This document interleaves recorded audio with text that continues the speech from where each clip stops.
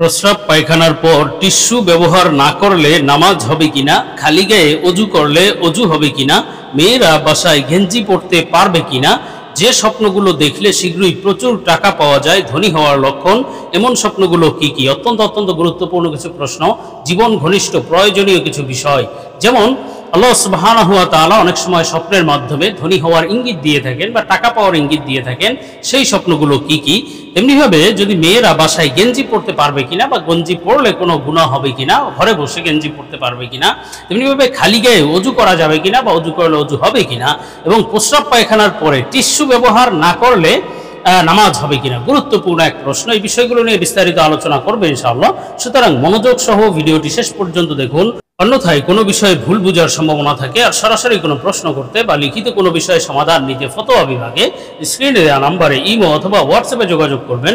আর ভিডিওটি যাতে ইউটিউব অন্যদের কাছেও পৌঁছে দেওয়ার জন্য ভিডিওতে একটি লাইক দিয়ে চ্যানেলটি সাবস্ক্রাইব করে দিবেন। তো আমরা সরাসরি প্রশ্নের জবাবে চলে যাই। প্রশ্ন ছিল, মেয়েরা বাসায় গেঞ্জি পরতে পারবে কিনা। দেখুন, বাসায় মেয়েদের জন্য গেঞ্জি পরার বিধান মূলত আসলে আপনি যেমন বাসায় থাকেন বা যেই বাসায় থাকেন ওই বাসা হিসেবে মাসআলাটি পরিবর্তিত হবে।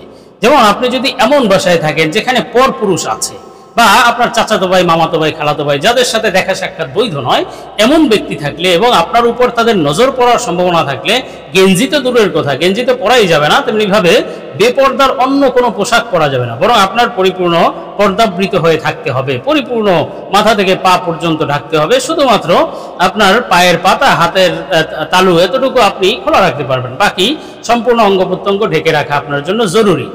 এখন যদি বাসায় এই গাইরে মাহরাম কেউ না থাকে, বরং মাহরামরাই থাকে, যেমন বাবা আছে, ভাই আছে, যাদের সাথে দেখা সাক্ষাৎ বৈধ, তো তারা থাকলেও শুধু গেঞ্জি পরে থাকা এটি আসলে কোনো রুচিশীল ব্যক্তির কাজ হতে পারে না, মুসলিমের কাজ হতে পারে না, বরং কিছুটা শালীনতার সাথে সুন্দরভাবে পিতা ভাই এদের সামনে থাকা চাই, একেবারে খোলামেলা। যদি শুধু গেঞ্জি পরে যদি কোনো মেয়ে, তাহলে সেটা অবশ্যই তার জন্য রুচিশীল পোশাক হতে পারে না, তার শরীরের বিভিন্ন অপ্রীতিকর অথবা অবাঞ্ছিত বিষয়গুলো সামনে চলে আসবে, যেগুলো লজ্জার কারণ হতে পারে। এজন্য এই বিষয়টি করা যাবে না যদি মাহরাম পুরুষরাও কেউ থাকে। হ্যাঁ, যদি মাহরাম কোনো পুরুষই নাই, শুধু মহিলারা আছে অথবা নিজে ঘরে আছে, তো কিছুক্ষণ গেঞ্জি পরে থাকলে এতে কোনো অসুবিধা নেই, এতে গুনাহ হবে না, এটা জায়েজ হবে। তবে এতে অভ্যস্ত হয়ে যাওয়া যাবে না যে সবসময় গেঞ্জি পরেই থাকে, একেবারে খোলামেলাই থাকে, একেবারে একটু লজ্জাশীলতার সাথে শালীনভাবে থাকে না, এমন অভ্যাস করা উচিত নয়। তো আমরা পরবর্তী প্রশ্নের জবাবে চলে যাই। প্রশ্ন ছিল, খালি গায়ে অজু করলে অজু হবে কিনা, গুরুত্বপূর্ণ এক বিষয়। এই বিষয়ে অনেকে বলে থাকে যে খালি গায়ে যদি অজু করে তাহলে অজু মাকরুহ হবে, অনেকে বলে অজু হবে না। আসলে খালি গায়ে অজু করা কোনো গুনাহের বিষয় নয়। খালি গায়ে, যেমন পুরুষ ব্যক্তি খালি গায়ে বলতে এখানে এতটুকু বোঝানো হয়েছে তার সতর ঢাকা আছে, অর্থাৎ পুরুষের নাভি থেকে হাঁটু পর্যন্ত সতর ঢাকা আছে, আর মহিলাদের সাধারণত যতটুকু সতর এতটুকু তাদের ঢাকা থাকে, বা যদি পরপুরুষ না থাকে, নিজের বাসায় থাকে, তো কিছুটা খোলামেলা থাকে। তো যতটুকু শরীর বের হয়ে থাকে, যেমন হাত বের হয়ে থাকতে পারে, মাথা বের হয়ে থাকতে পারে, চেহারা, তারপর পায়ের হাঁটু পর্যন্ত বের হয়ে থাকতে পারে, তো এমন অবস্থায় অজু করলে কোনো গুনাহ নেই, অজু হয়ে যাবে, অজু মাকরুহ হবে, এই ধরনের কোনো বিষয় নেই। হ্যাঁ, একেবারে উলঙ্গ হয়ে থাকা এটা তো অবশ্যই কারাহাতের অন্তর্ভুক্ত, অপছন্দনীয় কাজ। তো আমরা পরবর্তী প্রশ্নের জবাবে চলে যাই। প্রশ্ন ছিল, শেখ, যে স্বপ্ন দেখলে শীঘ্রই প্রচুর টাকা পাওয়া যায়, ধনী হওয়ার লক্ষণ, এমন স্বপ্নগুলো, তার ব্যাখ্যাগুলো কি কি? দেখুন, ধনী হওয়ার স্বপ্ন আসলে আল্লাহ তাআলা স্বপ্নের মাধ্যমে বান্দাকে দুই ধরনের বার্তা দিয়ে থাকেন। একটি হলো সুসংবাদের বার্তা, আরেকটি সতর্ক বার্তা। সুসংবাদের যে বার্তাগুলো দেন তার মধ্যে কিছু স্বপ্ন এমন আছে যেগুলো দেখলে বুঝতে হবে আপনি প্রচুর টাকা পয়সা শীঘ্রই লাভ করতে পারবেন, হয়তো আল্লাহ আপনাকে ধনী বানিয়ে দেবেন। এখন সেই স্বপ্নগুলো কি কি সম্পর্কে আমরা মৌখিক বানোয়াট মন করা কোনো কথা নয়, বরং নির্ভরযোগ্য স্বপ্নের ব্যাখ্যার কিতাব আল্লামা ইমাম মুহাম্মদ ইবনে সিরিন রহমাতুল্লাহ আলাইহির তাবিরুর রুইয়া কিতাব থেকে আলোচনা করছি। হযরত মুহাম্মদ ইবনে সিরিন রহমাতুল্লাহ আলাইহি বলেন, স্বপ্নে যদি কোনো ব্যক্তি মৌচাক দেখে, মানে মধুপোকার বাসা স্বপ্নে দেখা, এটি ব্যাপক অর্থ সম্পদ লাভের আলামত, ধনী হওয়ার আলামত।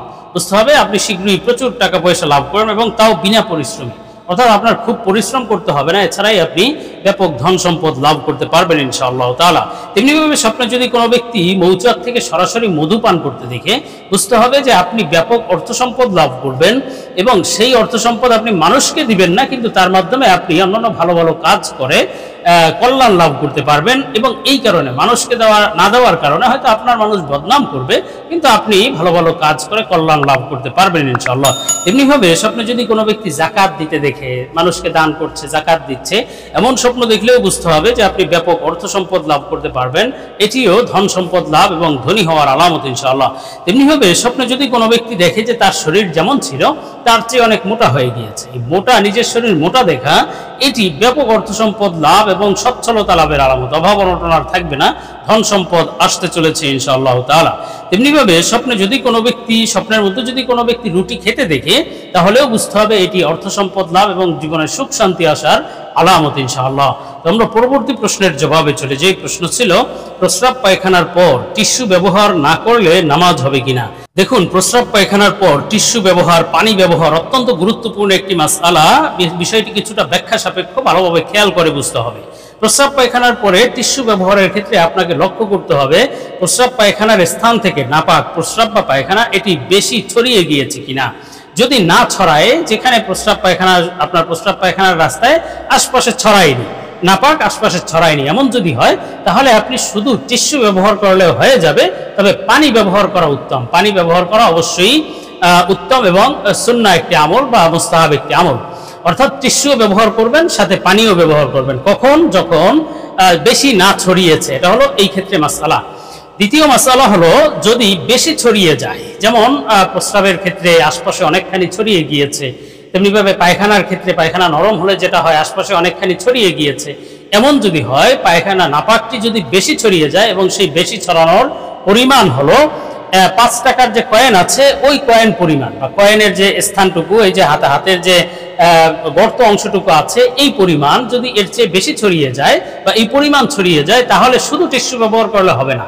আপনি টিস্যু ব্যবহার করতে পারেন, বা ব্যবহার করা অবশ্যই সুন্নাহ একটি আমল, কিন্তু টিস্যুর সাথে আপনার পানি ব্যবহার করতে হবে। পানি দিয়ে যদি না ধোন, এই বেশি নাপাকি না ধুয়ে যদি আপনি নামাজ পড়েন, নামাজ কিন্তু হবে না। আপনার পরিপূর্ণ পবিত্র করে, পরিষ্কার করে তারপরে পানি দিয়ে পরিষ্কার করতে হবে। আর যদি অত বেশি না ছড়ায়, তাহলে আপনার জন্য শুধু টিস্যু ব্যবহার যথেষ্ট হবে, কিন্তু পানি ব্যবহার করা উত্তম। আর উভয় ক্ষেত্রে শুধু পানি যদি আপনি ব্যবহার করেন, অল্প নাপাকি হোক বা বেশি নাপাকি হোক, যদি আপনি পানি ব্যবহার করেন তাহলে আপনার জন্য যথেষ্ট হবে। কিন্তু টিস্যু ব্যবহার করা বা ঢিলা ব্যবহার করা এটা অবশ্যই উত্তম কাজ বা সুন্নাহ আমল।